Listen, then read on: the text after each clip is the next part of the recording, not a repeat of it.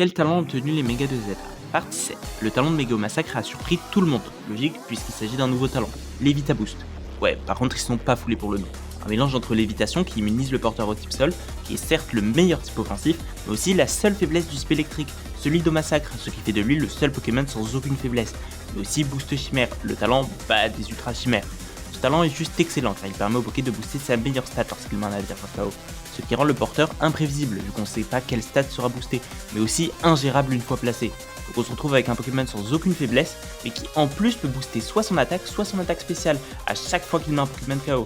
D'ailleurs, ça aurait été pas mal de voir ce talent sur Mega Floricla. Après, je comprends, adaptabilité, espèce invasive, dites-moi si vous voulez que j'en parle.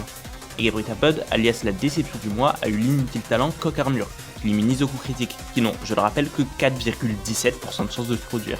Le pire, c'est que ça pourrait être jouissif de voir son Poké tanker à 3%, avec un petit message, Gabritapod évite un coup critique grâce à son talent Coq Armure.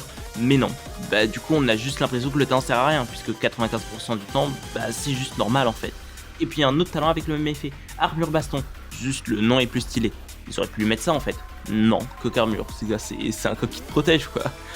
Mega Golgopat a sans trop de surprise récupéré le talent Griffe Dure, un excellent talent qui booste de 20% la puissance de toutes les attaques directes. Son talent est génial, son double type excellent offensivement, ses stats plutôt bonnes, il a même accès à Exuviation, une des meilleures attaques de setup qui lui permet de doubler son attaque spéciale et sa vitesse, en échange d'un tiers de sa défense et de sa défense spéciale. Y a pas photo, ça vaut vraiment le coup. Et alors un truc qui est hyper intéressant avec ce Poké, c'est sa vitesse, 88, ni trop lent ni trop rapide, et ça c'est parfait.